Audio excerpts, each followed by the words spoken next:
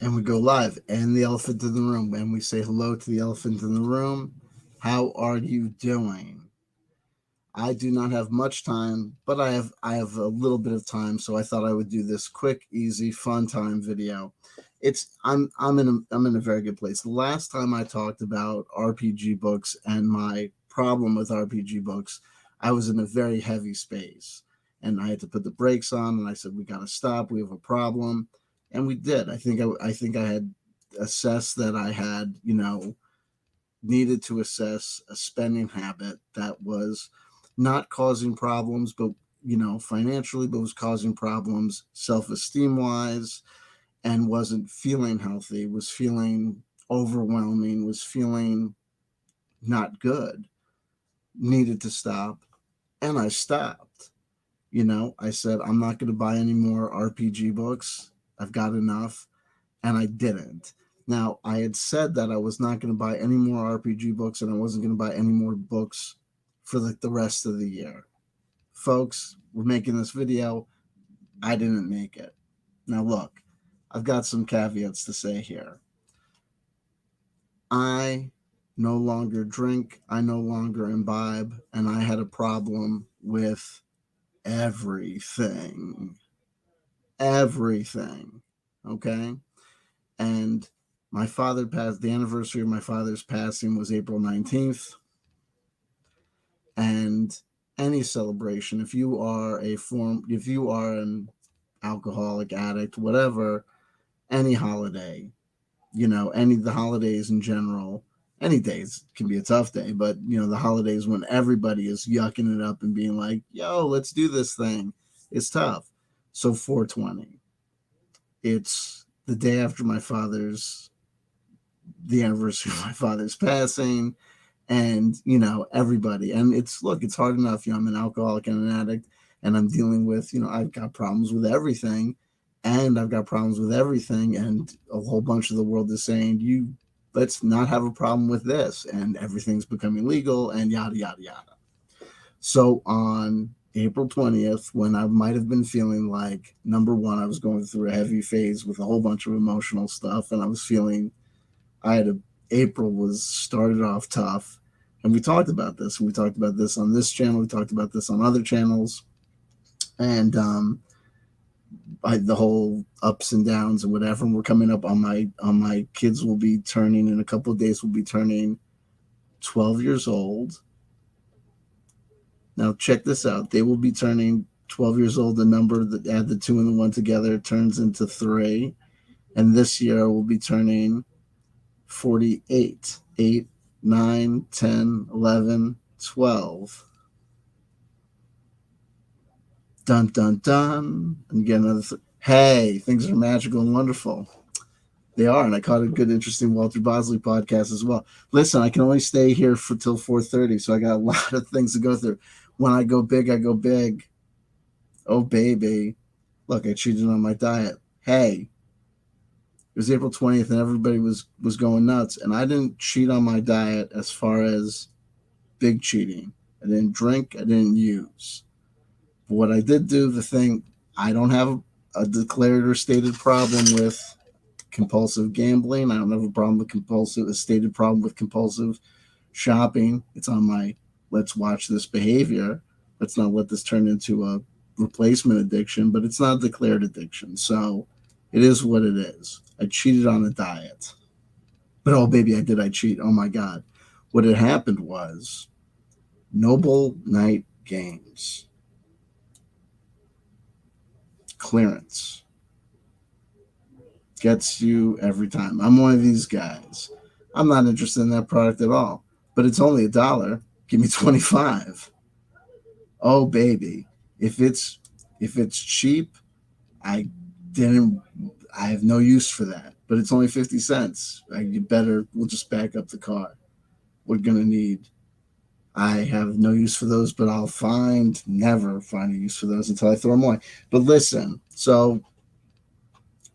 and of course, there were these dynamic deals where I said I'll be able to get so much and spend so little, and then spent a lot and got even more because I didn't drink and I didn't use. So fuck you, right? And it was the 30th anniversary of my father's passing, and I hadn't bought anything. I had said I wasn't going to buy any RPG books, and I wasn't going to buy any regular books, and had managed to not do so for like it's been a while, been like at least a month. I don't know what it was. It was a while, right? So fuck that. And I've been good about everything else. It's not like I stopped buying the books and started buying like hundreds and hundreds of dollars worth of action figures. I had been very, very good with the discretionary buying.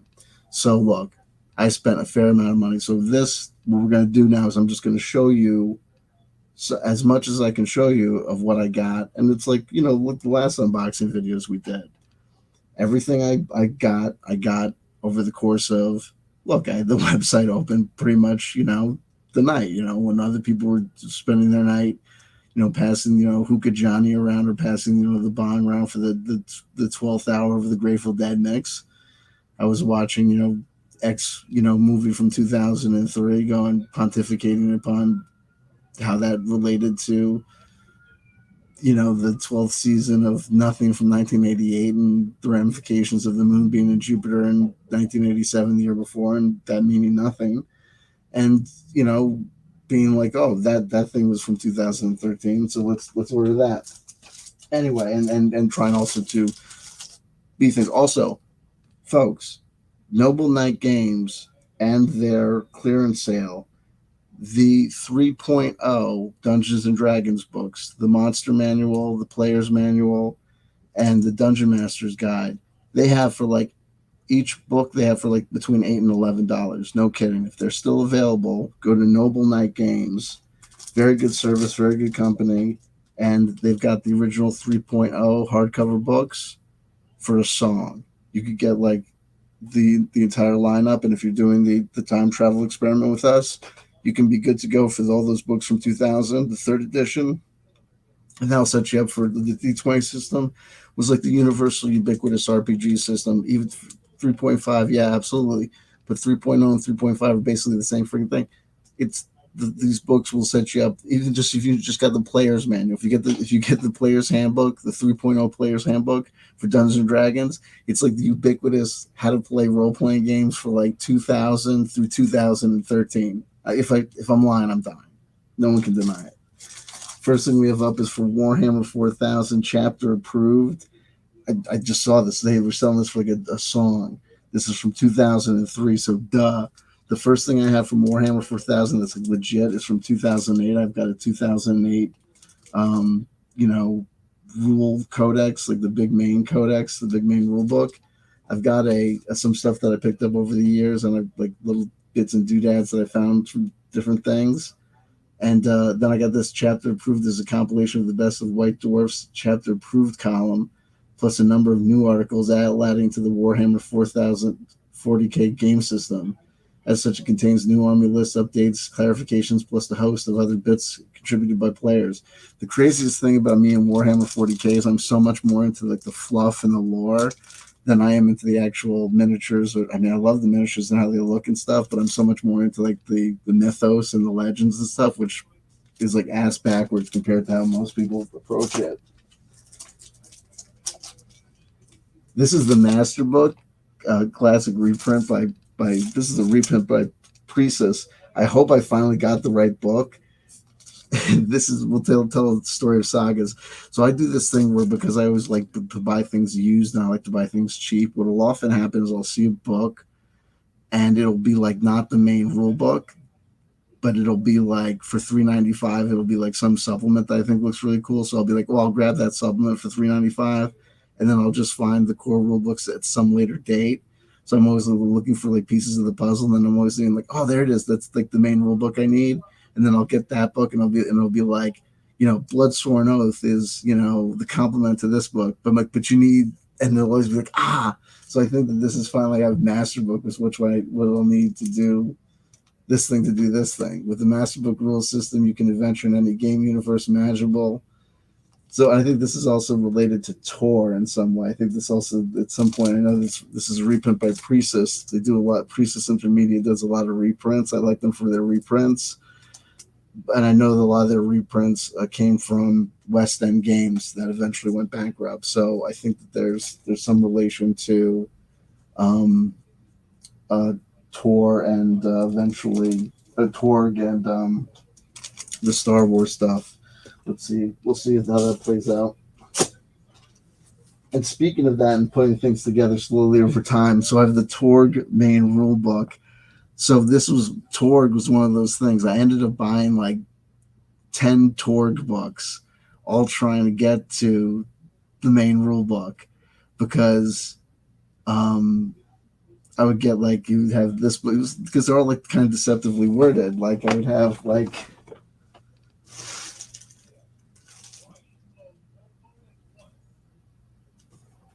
where is it? Where's the Torg?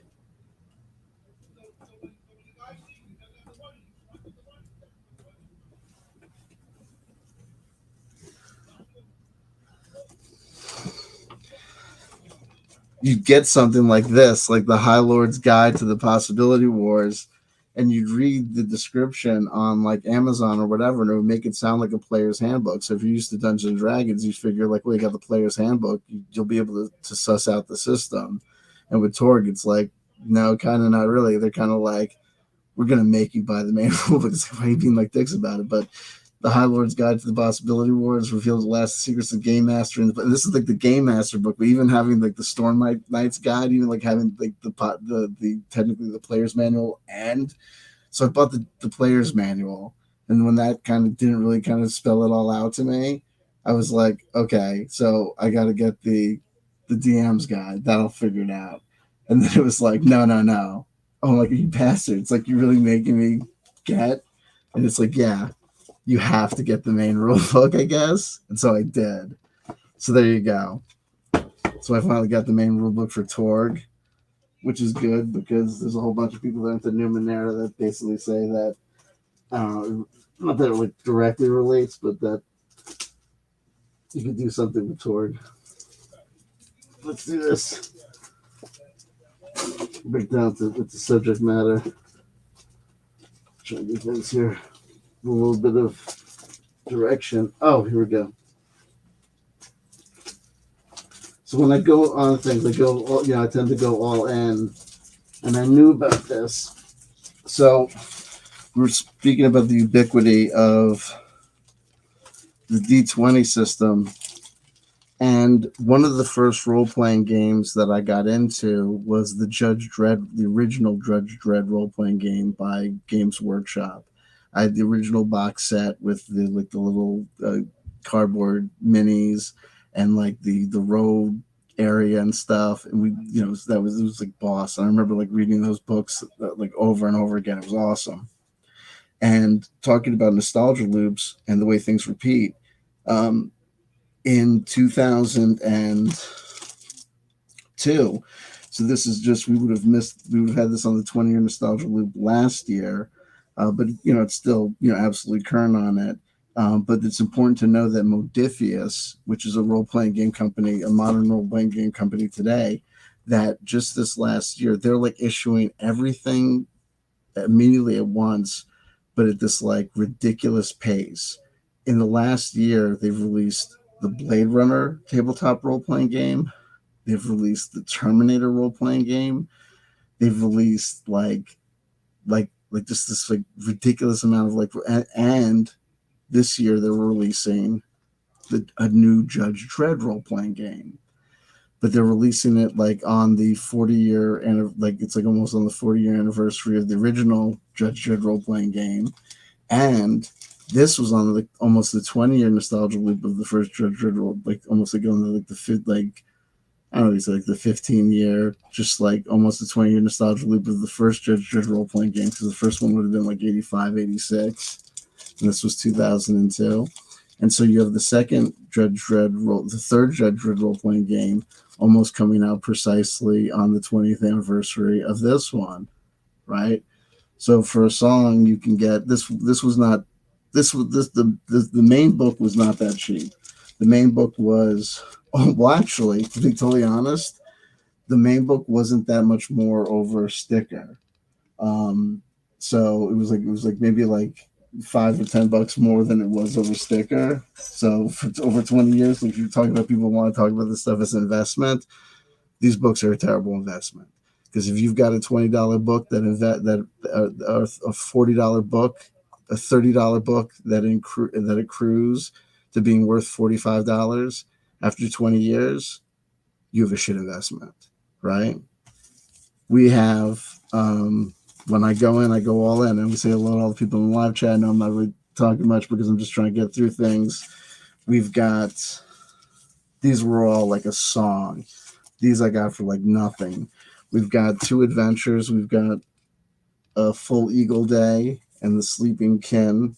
These are both just modules. Actually, Then we have the Block Wars, which, if you know the Judge Dredd lore, you know what the blocks are. So this is a full supplement. And we have the Rookie Guide to Psi Talents. So we have more D20 stuff to add to our D20 library. So this makes that system again more flexible and showing you that if you invest time and energy and effort in learning the basic 3.0, 3.5 Dungeons and Dragons rule set, you can play Judge Dredd, you can play Babylon 5, you can play Star Wars because there's a Star Wars version, and because all these things are basically using the same rule sets, you're basically playing everything. Dread 20 Pride Magic says Dread 2012 finally got it right. I agree. Well, that's because the first Dread was, Sylvester Stallone. The whole notion of him in such a rush to get his helmet off, that shows you don't know what you're doing. Anyway, I should separate things, the things that I've shown you, things that I haven't shown you. We've got 2 things for a OSR game, like an old school game called Swords and Wizardry. This is basically an old school reiteration of first edition Dungeons and Dragons. We have, what is this called? Hall of Bones, which is basically a simple one-star adventure, like starter adventure that's got some pre-made characters and it basically, I think, an early set of the rules.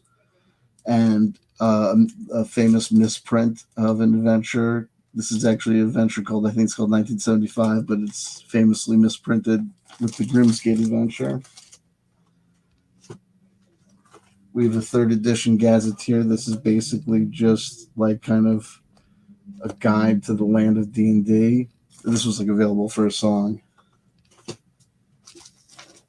This is Stellar Adventures for Advanced Fighting Fantasy. This is the Fighting Fantasy game books that we like so much, or I like so much on this channel. In 2011, they made a version of the role-playing game, a more codified version of the role-playing game, even though the more codified version of the role-playing game was just really a reiteration of a kind of the game had already been kind of turned into an RPG, by the previous masters of the system, Steve Jackson and Ian Livingstone, though it had been kind of cleaned up a little bit.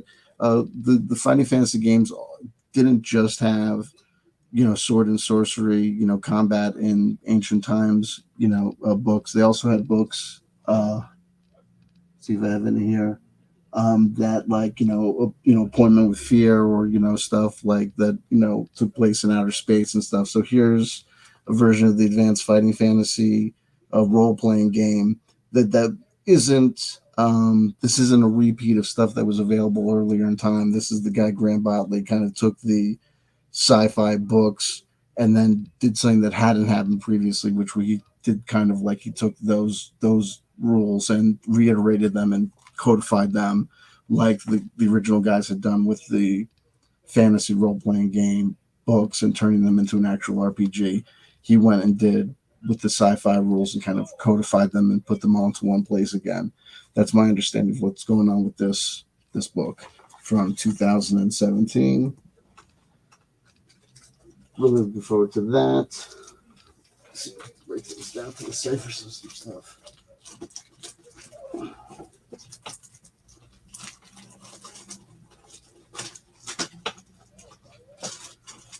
Then you guys have seen me show. We haven't really talked about the system or the game that much, but the last time I did the huge monster unboxing, I talked about picking up a whole bunch of stuff for a game from White Wolf called Exalted, which is like a lot of people know, Vampire the Masquerade or like, Werewolf Apocalypse or whatever. Um, I guess the easiest way to describe this is like if that role playing game company White Wolf has like a version of that of their mythos that takes place in an ancient world, um, called Exalted. And I like the just I love the look of the world, and I love the kind of the mythology and the way it works. And I think a lot of this stuff is, works in the same way that I think a lot of the stuff in the Numenera kind of mythology is very attractive, as far as worlds blending, and how different like cultures, can be how different kind of subcultures that we see around us can be imagined as being representational of larger mythological concepts, and be played with in that way. So we've got the Book of Dawn. What is this called? Cast. Oh, this is Cast Book Dawn, Cast Book Zenith, and Cast Book Earth. I mean, I love the anime style that they do with these things. With this whole the first edition of Exalted is just I love. So I just, what I mean, from like almost like just kind of like collecting like comic books, I'm down with. I got a Riffs book that was very attractive to me. I felt more comfortable getting it from Noble Knights, because it was hard to figure out. Everyone was reporting problems with getting the right version from Amazon. Palladium is great, but I think Palladium fans need to ask themselves a real question, and that is, when are people going to acknowledge the fact that when was the last time Kevin Sambita wrote something? When was the last time that we saw something original, like original content, come out of Palladium? There's like not, they don't, there's not a lot of, they reissue stuff, but my concern is that people are not acknowledging the fact that there seems to be something wrong, because for a company that is like listed all the time as being like one of the bigger companies, like, they don't publish anything new. You know what I mean? It's a very weird. I did hear that, Genocide. I did hear that, and I have no problem with that. So this is a conversion book. This is conversions for over 100 monsters demons. This is what this is interesting for. This is basically for getting characters from the different Palladium systems in and out of Rifts. So that was good. And then, so the latest thing that I've gotten really into is this game Numenera from 2013 from Monte Cook Games. And if you're into that, or like the coverage that I've done so far, here is a player's guide. This player's guide, this 2013 player's guide, so this is right on the 10-year nostalgia loop, and I gotta go. I told my ex-wife that I'd be on the road by now. Is all you need. This is basically like kind of a player's manual, right? On Noble Knight Games, they've got this going for like $8. It's full color, 64 pages, and it's right on the 10-year nostalgia loop, so it works perfectly, and it's great. You know what I mean? Like, I've seen it. This is my first time obviously getting my hands on it, but being enamored of the Numenera material, that the book, and it seems to be pretty much pretty much it from the main book. It's good. I mean, I really like the cipher system that started in Numenera. I think it's really interesting. So I got a whole bunch of stuff at Noble Knight for Numenera, though I will admit that some of it peaks over into 2014. Also, some of it is for a game called The Strange, that is from not Monty Cook, but his boy toy, Bruce R. Cardell. Um, That's actually from not 2013, 2014, so I'm cheating a little bit, but don't tell. This is actually from 2014 as well. Numenera Technology Compendium, Sir Arthur's Guide to the Numenera. Very interesting. But of course, I'm going fast because I'm running out of time. Then we have the Strange Bestiary. This is a game. This is the Strange. We'll talk about the Strange at some other points. We have the original Cipher system from 2015. There is a new version of it, but I got the version that they had on clearance, the version they had on sale. Also, it was closer to in time to Numenera, so I felt like it was less of a cheat, even though we're playing strange games. No pun intended. But very much looking forward to getting more into the Cipher system.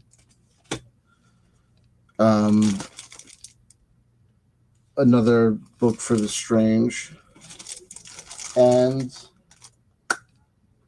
that is all of it. Okay? So I'm going to do a quick shout through, quick scream through the live chat while I grab a card for us and then hit the road. I still have time. If I'm 10 minutes late, I'll still consider myself a good boy. The elephant in the room. Hello? Pragmagic. Notification that worked. Sometimes we get lucky. We say hello to Jonaside. So we got our first, second, and third place winners. Golden Coin 100, honorable mention. Tim Frey. Hey, this one worked, right? 48 ain't that great so far, but I'm open to an improvement. Hey, it'll work. Look, clearance sale is a special occasion. Come on, folks. Listen, I'm telling you. Did someone mention the Grateful Dead? Hey, listen, baby. Man, why does it got to be a white door? Tim, I love it. I'm here for it. I'm here for it. I'm here for it, right? The films were 17 years apart, too.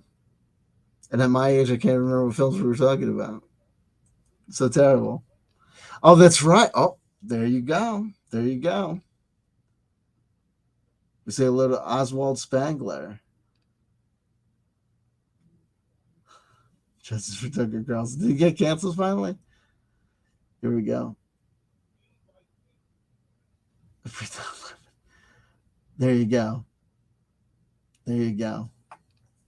My mother's my own mother's son. That's why he's Walter Bosley. Here we go. Oh, we got a winner.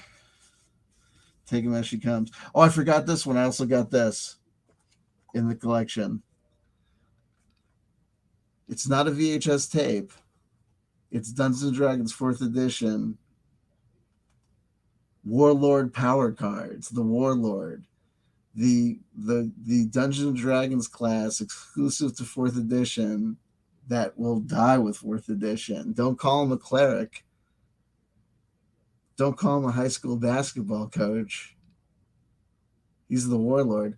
With martial power cards, you don't need to crack open a rulebook every time you cast a spell or swing your sword. All the crucial information is at your fingertips. Just pick out the deck for a character class, select the cards for your character's powers, and you're ready to play the Dungeons & Dragons role-playing game. All right. And it's wrapped, shrink wrapped, so I'll hold on to that for another 25 years, and then I'll never get laid. What is our card? The Emperor. I've got my books. I wasn't supposed to buy them, but we're going to be okay. Listen, it was an investment, but I'm going to read them this time, okay?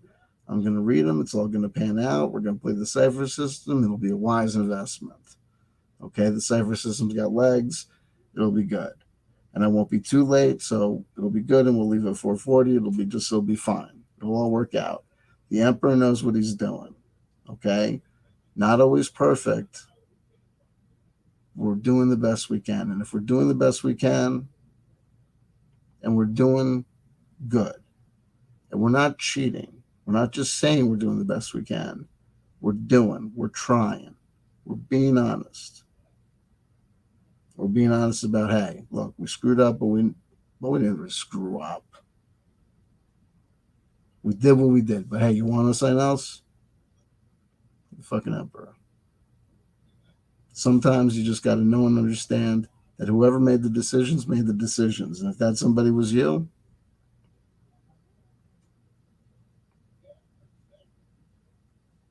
act like you meant to do it. Sometimes that's the best course of action, right?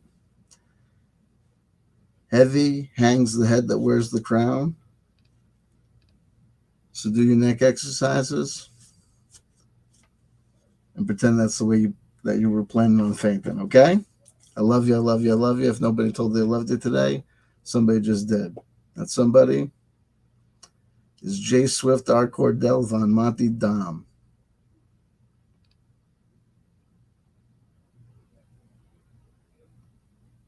That's what my card says.